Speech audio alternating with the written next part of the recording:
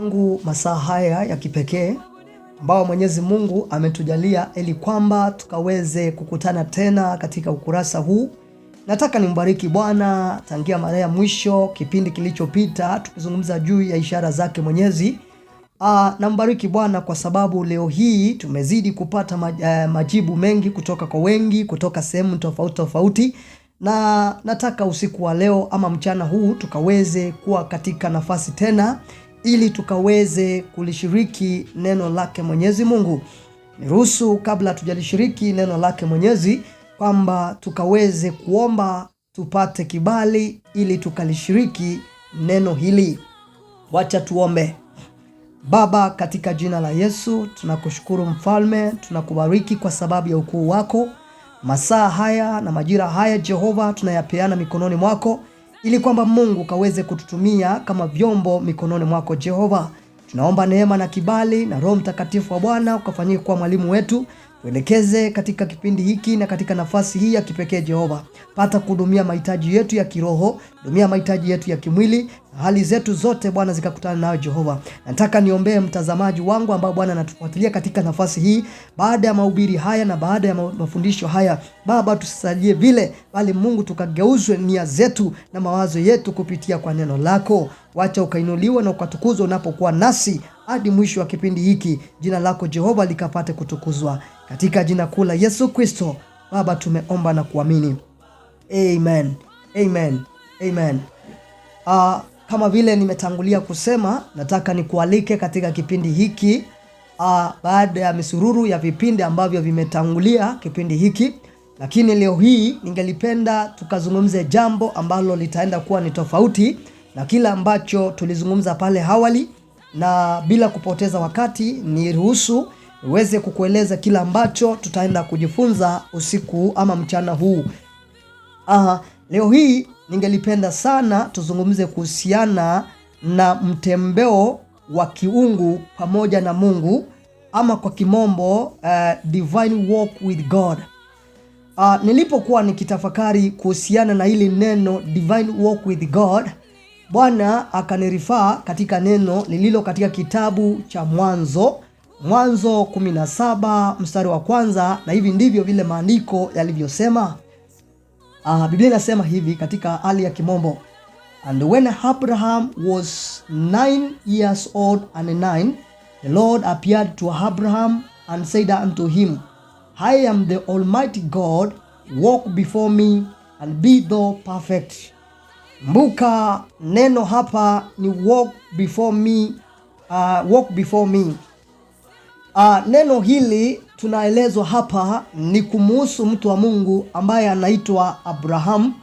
Na hadithi ya Abraham kama vile tumeweza kujifunza si mara moja, Abraham ni mfano mkuu kwetu ili tukajifunze kuhusiana na ujumbe huu wa mtembeo wa njia za kiungu pamoja na Mungu. Kumbuka kwamba kando na kutembea na Mungu, mtu anaweza akatembea na shetani, mtu anaweza akatembea na mtu mwenzake, na mtu anaweza tembea na kinginecho kila ambacho yeye anapenda. Lakini katika mkatadha huu niruhusu tukaweze tu kuwa specific juu ya mtembeo wa kiungu pamoja naye Mungu. Wakati nilipokuwa Bwana akinipa ujumbe huu na akawa akinikumbusha juu ya swala la kutembea, si swala la tukio moja bali ni tendo la kuzidi na kuzidi. Hilo alikutosha baada ya Bwana kunikumbusha hatua ya kutembea ama kupiga hatua ni tendo la kuzidi, nikaja nikaelewa ya kwamba pia swala la mtembeo ni swala katika swala la kifamilia, linaweza kuwa ni generational ama ni tendo la vizazi baada ya vizazi.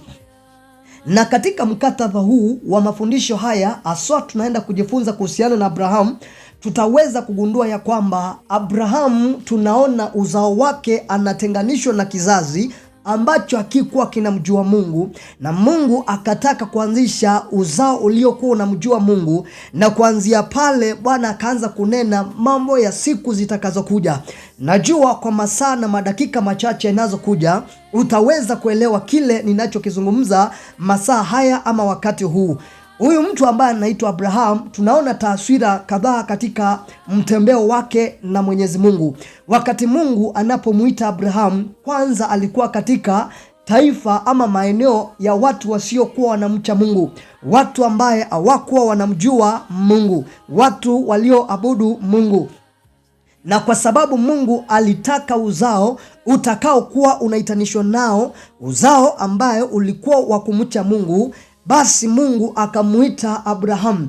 Na katika kifungu ambacho tumesoma mstari wa sura ya 17 mstari wa kwanza, maandiko inasema ya kwamba Abraham alikuwa na miaka 99 wakati Bwana alipomtokezea Abraham na akamwambia, ukatembee mbele zangu kwa utiifu na ukawe mtu mkamilifu, nami nitalifunua agano langu kwako. Kuna jambo ningelipenda kulitaja masaa haya, ya kwamba napoangalia neno hili Abraham analoelezwa na Mwenyezi Mungu, utapata kugundua ya kwamba Mungu anapozungumza na Abraham hakuwa anaangalia wakati ule wa Abraham, bali Mungu alikuwa anaangalia pale Abraham ametoka, mahali Abraham alipo, na siku za baadaye, mwisho wa Abraham na vizazi baada ya Abraham.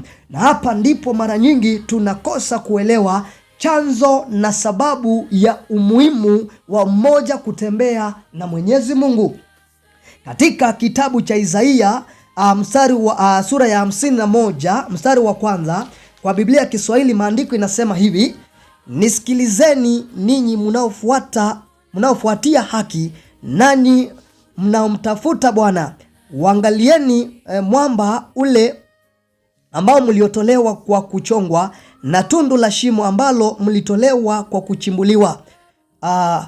Mwangalieni Ibrahimu baba yenu na Sara aliyewazaa, kwa maana alipokuwa mmoja tu nalimuita, nikambariki, nikamfanya kuwa wengi.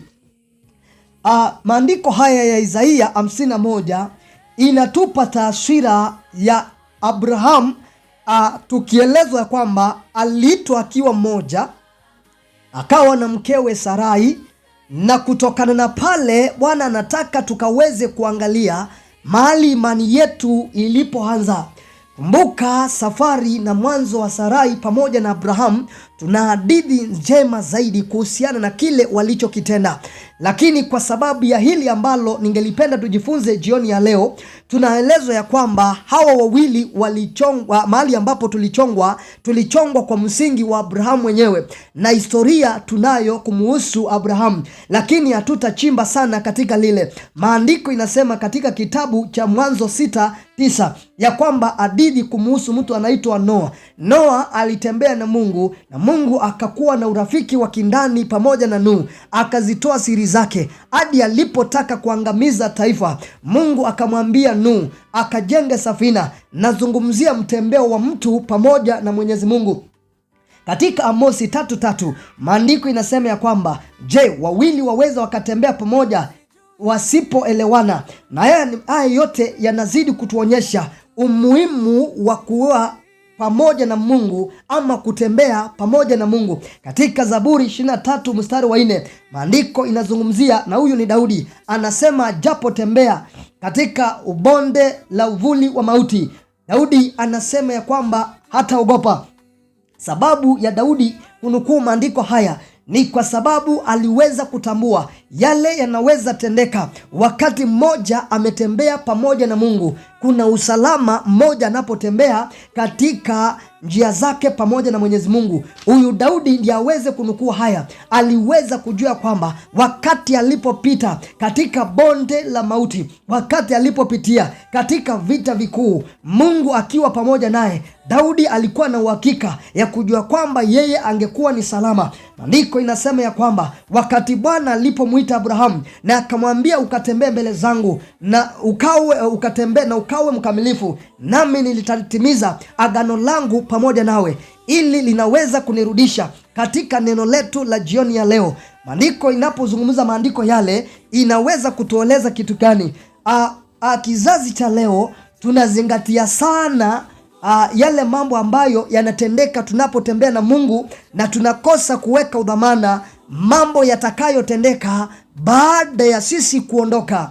Wakati mtu wa Mungu anaitwa Abrahamu anapoelezwa habari hizi, Bwana alikuwa anaonyesha kwa wazi, mmoja anapotembea na Mwenyezi Mungu haikui ni kwa sababu ya faida ya moja, bali kwa faida ya vizazi, hata baada ya vizazi vya mtu kuondoka. Kumbuka tumesema ya kwamba Mungu ni wa vizazi, na kama Mungu ni wa vizazi, ndiposa Bwana akatuambia ya kwamba tukauchunguze mwamba tuliochongwa, mwamba uliotokana na imani. Nami kuna mambo matatu ningelipenda nisisitize jioni ya leo, ya kwamba tunapotembea na Mwenyezi Mungu kuna mambo matatu yatakayokuwa ni kigezo vikubwa ili kutuwezesha kuwa na ufanisi katika safari yetu, aswa tunapozidi kutembea na Mwenyezi Mungu. Jambo la kwanza ambalo tunajifunza kutokana na neno la Mungu, na aswa zaidi habari hizi za Abrahamu alipohimizwa na Mungu kwamba akatembee mbele zake katika hali ya utiifu ili Bwana akazitimiza ahadi zake. Neno la kwanza ambalo ningelipenda kulilete kwetu, ambalo nimesema ni nguzo tatu ambazo ni za kimsingi tunapotaka kutembea njia zetu kwa hali ya kiungu pamoja na Mwenyezi Mungu. Ya kwanza, hatuwezi tukatembea pamoja na Mwenyezi Mungu kama hatuna ufahamu ya kuelewa ukweli ni nini. Hili ni jambo ambalo katika kizazi chetu hiki kimeweza kuacha nyuma. Watu wanatembea na Mungu pasipokuwa na ufahamu ya ukweli ni nini. Niko hapa masaa haya ili tukaweze kuelewa. Tunapotaka kutembea na Mwenyezi Mungu ni vema tukawe na ufahamu wa kuelewa ukweli. Maandiko inasema ya kwamba katika kitabu cha Mathayo, Yesu anasema mimi ndimi kweli, uzima na uzima. Wakati maandiko inapotuambia kwamba Kristo ndiyo kweli, na hapa nimesema ya kwamba nguzo ya kwanza ni kuwa na ufahamu wa kuelewa ukweli. Kizazi chetu kinapotea ni kwa sababu ya kutoelewa ukweli, kwa sababu ya kutokuwa na ufunuo wa kujua ukweli ni nini. Katika neno la Bwana maandiko inasema watu wangu wanaangamia kwa sababu ya kutokuwa na ufahamu. Na niko hapa masaa haya ni kukumbusha kwamba katika safari ya imani ulio nayo ni vema unatembea na Mungu, lakini kuna mambo ambayo tunapokosa kutembea na wao, japo tunatembea na Mungu lakini pasipo kuwa na ufahamu ya kuelewa ukweli wa Mungu, ukweli unaotokana na neno, ukweli unaotokana na maombi, ukweli unaotokana na hata neno lake Mwenyezi Mungu, basi tunajipata kutoyahatimisha na kuyafikisha makusudi yake Mwenyezi Mungu. Kwa hivyo neno la kwanza ambalo ningelependa kulisisitiza sana ni kuelewa ya kwamba twapasa kuwa na ufahamu ya kuelewa ukweli, ambao ukweli tumesema ni Kristo. Kizazi cha leo kimeweza kumjua Kristo, lakini akimtambui wala akielewi kile ambacho kinahitajika ili kuweza kumtumikia Kristo kama vile yeye mwenyewe anavyotaka. Kumbuka mara ya mwisho tulisema ya kwamba yawezekana mmoja akatumikia Kristo, lakini akamtumikia katika njia zake na wala si katika njia za Kristo mwenyewe. Lakini niko hapa nikaseme hivi, tunapotaka kutembea katika njia za kiungu pamoja na Mungu, basi tutahitaji kwanza tukakumbatie kuwa na ufahamu, na kuwa na ufahamu wa kuelewa ukweli unaotokana na Mwenyezi Mungu. Nayo maandiko inasema, utawezaje kujua ukweli, ama tutamjuaje Kristo pasipo injili kuletwa kwetu? Niko hapa nikasisitize kwa kusema twahitaji kutembea na Mungu katika njia za kiungu, lakini ndio tukaweze kutembea na Mwenyezi Mungu katika njia itakayotuwezesha na kutufanikisha, twahitaji kwanza tukamiliki kuwa na ufahamu wa kuelewa vema ukweli ni nini aswa katika maisha yetu. Tuko kizazi ambacho neno linatimia lililonenwa katika kitabu cha Mhubiri. Kumbuka Mhubiri si mara moja akisema ya kwamba alishangaa sana wakati alipoangalia nafasi ya wema na akaona ubaya ndio ulikuwa umechukua ile nafasi, na akaangalia nafasi ya ubaya, wema ulikuwa umechukua nafasi yake. Niko hapa nikasema hivi, twahitaji tukatembee katika njia za kiungu, basi twahitaji tukawe na ukweli ndani mwetu, na kutembea na ukweli ndani mwetu ni kwanza kutangulia kuwa na ufahamu wa kuelewa ukweli ni nini. Nimesema ukweli ni Kristo. Yesu anasema katika Mathayo, mimi ndimi kweli, uzima. Hayo ni maneno ambayo Kristo mwenyewe anayasema. Jambo la pili ambalo ningelipenda kulisisitiza aswa zaidi, kama tutatembea katika kizazi hiki na tuweze kufikisha ukweli huu katika vizazi vingine vitakavyokuja, na ili tukaweze kuwa na imani isiyokuwa na shaka katika mtembeo wetu pamoja na Mungu. Neno la pili ni kuwa na imani katika kweli. nilikuwa ninajaribu kutafakari kana kwamba watu wanapojua ukweli basi kama wanakuwa na imani. Neno hili kuwa na imani katika kweli ni neno ambalo si rahisi mmoja kulielewa, lakini nilikuja kugundua kwamba mwanadamu anaweza kuwa na imani na hata imani katika uongo. Mtu anaweza kuwa na imani katika mwanadamu mwenzake. Mwanadamu anaweza kuwa na imani katika kila ambacho ametwaa katika maisha. Wakati mwingine unaweza kuwa na marafiki hata ukawa na imani katika marafiki. Lakini niko hapa nikueleze hivi, baada ya sisi kuwa na ufahamu na kuelewa ukweli kuhusiana na neno lake Mwenyezi Mungu, ama tunapokuwa na ufahamu kumwelewa Mwenyezi Mungu, ni vema tukaweze kuwa na imani katika kweli. Kizazi hiki ni kizazi ambacho Paulo anasema kimewacha neno lake Mwenyezi Mungu, na ni kizazi ambacho kitakuja kuwa na imani katika binafsi. Ni kizazi ambacho kitakachoacha njia za Mwenyezi Mungu na kuamini katika kile mmoja anachokijua. Lakini niko hapa nikaweze kusema hivi, neno lake Mwenyezi Mungu linatuhimiza ya kwamba tukaweze kuwa na imani katika ukweli, na nimesema ya kwamba ukweli ni Kristo. Tunapokuwa na Kristo, Kristo akiwa ndani mwetu, wokovu wa Kristo unapokuwa ndani mwetu, basi maandiko inatuhimiza tukawe na imani katika kweli, na ukweli ni Kristo mwenyewe. Basi tunapotembea katika kweli, tutakuwa na imani katika kweli, tukiwa na ufahamu wa kweli, imani ikiwa ndani mwetu, ile ya kuamini ukweli ambao Kristo tumesema ndio kweli. Tutakuwa na msingi wa kuweza kulibeba neno lake Mwenyezi Mungu na mausia yake Mwenyezi Mungu katika kizazi hiki na hata kizazi kitakachokuja. Ya kushangaza kwamba katika kizazi chetu hiki hakina imani katika ukweli, bali ina imani katika vitu vinginevyo tofauti. Na ndiposa ukiangalia katika ulimwengu wa sasa, imani katika Kristo imetoweka. Imani katika mambo ya Kristo haipo tena. Katika Zaburi maandiko, mwandishi anasema wakati misingi ya wenye haki misingi ya imani itakapotingishwa, je, wenye haki watakuwepo wapi? Wakati maandiko haya yote yanapoletwa kwetu, inatuelekeza nini? Inatuelekeza tukaweze kuimiliki imani iliyo ya kweli, imani inayoungana, ama imani inayotuelekeza kupata kumfahamu ukweli, na ukweli tumesema ni Kristo.